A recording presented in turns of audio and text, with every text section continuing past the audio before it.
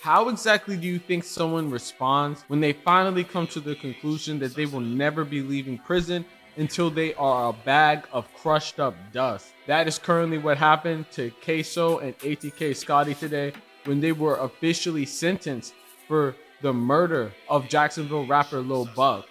All right, Mr. Robinson, if you'll come forward for sentencing.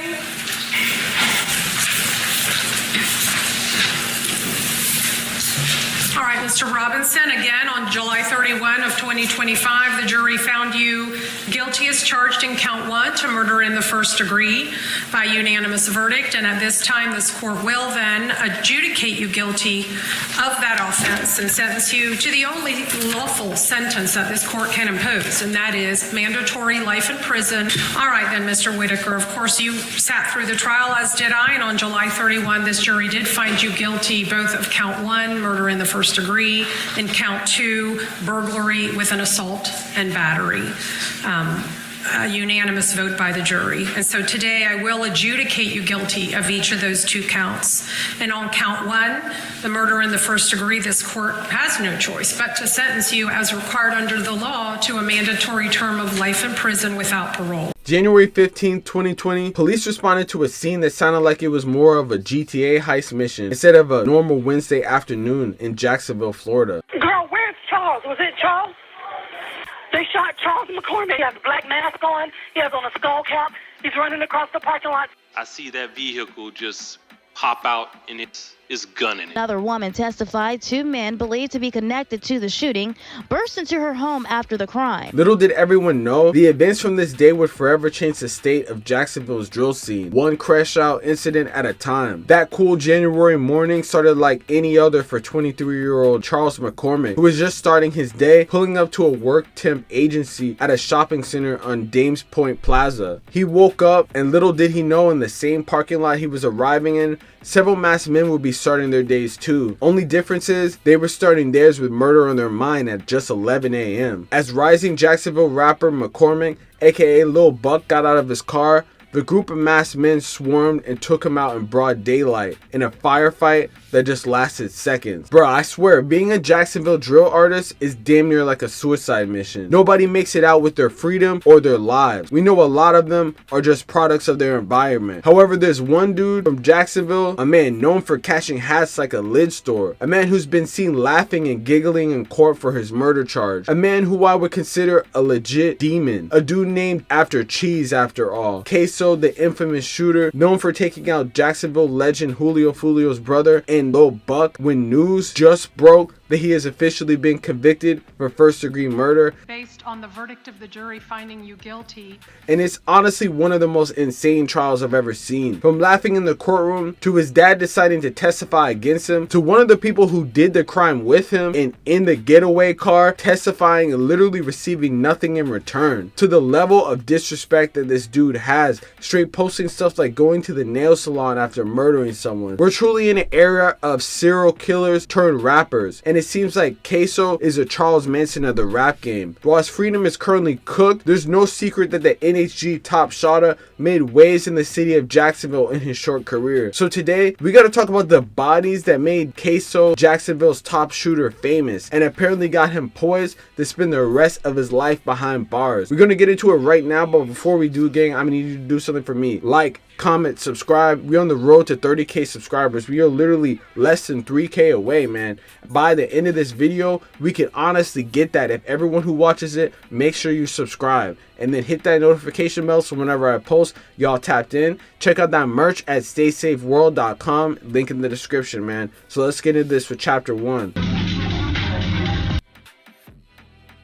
Hakeem Robinson, aka part-time drill artist, full-time serial killer, was pretty much born to fail, being born into a family of shooters and gangbangers. The wild thing is, his family's involvement in the streets directly played a role into the shooting that got him a life sentence. Before the death of Charles McCormick, before the death of Bibby, before linking up with Young and Ace, before Ksoo was even born, The Robinson family in Jacksonville is known to being the original crash outs. The son of an OG named Blue, who was a well-documented shooter and also apparent federal informant, and the brother of a well-respected shooter turned rapper Boss Goon, aka Willie Anderson. Ksoo was surrounded by shooters from a young age, with many of his family members being associated with an infamous gang called Flag Street. Ksoo would jump off the porch and quickly jump into the Jacksonville rap scene with all the main artists that we know today, like Foolio, Young and Ace, all of them. It's crazy because there's even photos of Ksoo with Foolio in them back in the day. However, at a certain point, there was a split in the scene,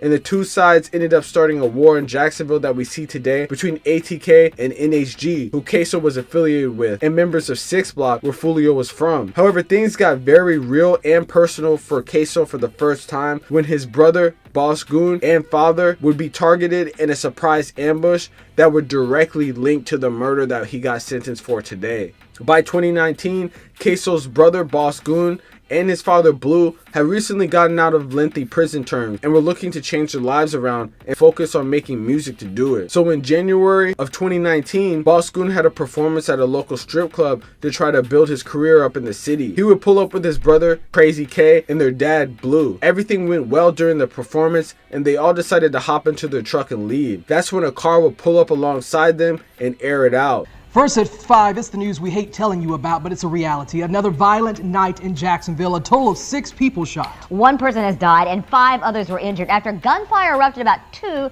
this morning. Now, this incident began at the Paradise Gentlemen's Club on Bay Meadows Road, and it ended 6 miles away on Spring Park Road and Emerson Street in the Inglewood area of Jacksonville. Now, we just got some new surveillance video. Take a look with us here. In the video, you can see a silver SUV driving along Emerson. Seconds later, 2 other cars follow, and at the bottom of your screen there, you'll be able to see a group of people. They turn their heads in that parking lot as witnesses say the gunfire just broke out. And the victims all taken to Memorial Hospital. That shooting happening on Emerson Street just east of 95. Cam Eppinger with the tell of the tape.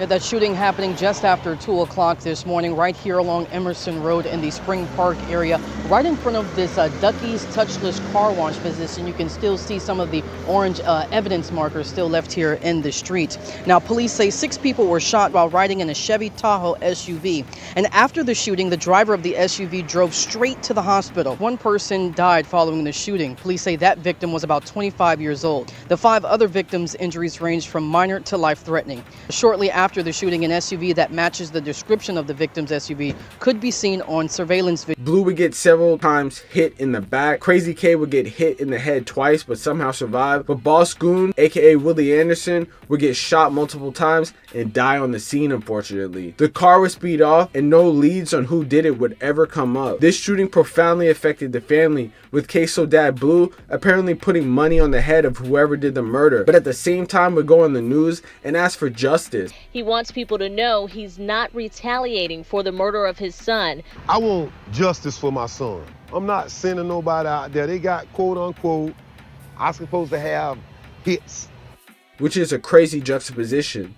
While at the time there wasn't much evidence of what exactly happened, many chalked it up to the ongoing beef with 6 Block. You see, during the trial, they would discover a diss track made by Charles McCormick, aka Lil Buck, who was dissing their fallen members, Boss Goon, who was also a 6 Block member. In the actual trial, one of the people who helped Ksoo in the shooting, who also testified against him, would actually say that it was this diss track that would make him and Ksoo want to crash out. Obviously, the song was so ass, it sucks. It's not even worth getting demonetized over, but if you want to go check it out, you can watch the whole trial where they play it. You can make an entire 45-minute video on the war with 6 Block, and you have that 10 times over on this channel leading up to Foolio's death, which you can go check out. But from this point on, it pretty much became a personal beef for Ksoo, and we're going to talk about this timeline. Many believe that that previous situation and not finding out who was exactly responsible for the shooting made Ksoo's dad tell Ksoo to slide on 6 Block, try to find anyone that they could,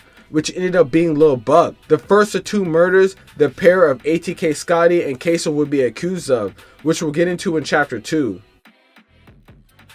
Following that diss track that Lil Buck would drop, members from Ksoo's side were trying to lurk and find him and take him out. Ksoo's friend, who testified against him, Dominic Barner, would go into detail saying that they would watch Lil Buck's Instagram day in and day out and try to locate where he was. At the same time, he would look up his whole name and then search for old court paperwork to locate his address. He found the address eventually on Core, and then he hit up Ksoo and ATK Scotty and would start lurking at his apartment complex, waiting for him to come outside. It's honestly a crazy operation how they were stalking dude day in and day out, waiting for him to be home. But finally, on January 15th, 2020, they would finally catch up to him. The driver, Dominic Barner, would go into extreme detail, pretty much stating that on the morning, he and Ksoo and ATK Scotty, aka Leroy Whitaker, would arrive at his house at around 5 a.m. and case the scene. Apparently, they planned on ambushing him as soon as they saw him post on social media. However, they were distracted when he eventually did come out of his house, so they decided to follow him to a shopping center close by. Charles McCormick had no idea that these men were following him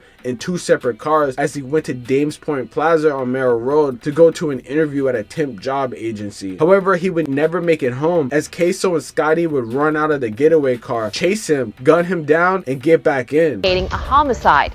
Witnesses say that the shooting happened in a shopping center along Merrill Road just west of Townsend Boulevard. Let's go straight out to our Nick Perot. He has the very latest right now. Katie, good afternoon. Yes, Jacksonville Fire Rescue confirmed one man is dead. We can tell you we're in the Dames Point Shopping Plaza. Off in the distance here, that Express Employment, we can tell you we've got one bullet hole in that shop. Again, looking to learn more here from the Jacksonville Sheriff's Office. This was all done in broad daylight, so they would have to skirt off when a police officer would see them and follow them. When all three of them jumped out of the car, they left guns and tons of evidence in the car right after, which pretty much left them cooked from the jump. They would jump into a woman's house, hold her hostage until Ksoo's father, Abdul Robinson, who also testified against him, will pick them up and drive them away from the scene. Bro, imagine testifying against your own son, who you were apparently told to slide for you, who's literally also like being an accomplice in the situation. Honestly, it's something that I have never really thought is something that's possible, but you know, you learn something new that is possible in the Jacksonville scene every single time there's one of these incidents that go on. The war in Jacksonville has literally cost so many lives, both to violence or the criminal justice system. However, within that year, that would not be the only murder that Ksoo would get accused of, because he would get accused for an earlier murder when he was questioned and arrested for the Lil Buck situation because of the amount of evidence and surveillance photos. But there's many debating whether in fact he did do another murder several months earlier, which we'll get into in the next chapter, the death of Bibby. As the war in Jacksonville had continued, there was much speculation that the killing of Fulio's little brother Bibby was also the work of Ksoo. As he was in the custody for the murder of Lil Buck, he would be charged for the murder of a 16-year-old in the Hilltop Gardens apartment. We'll be out there doing some paperwork. You do have a warrant for your arrest. We have a warrant for your arrest for murder today. What? Yes. For what? You want your lawyer, so I can't tell you no more, but you'll be in trouble.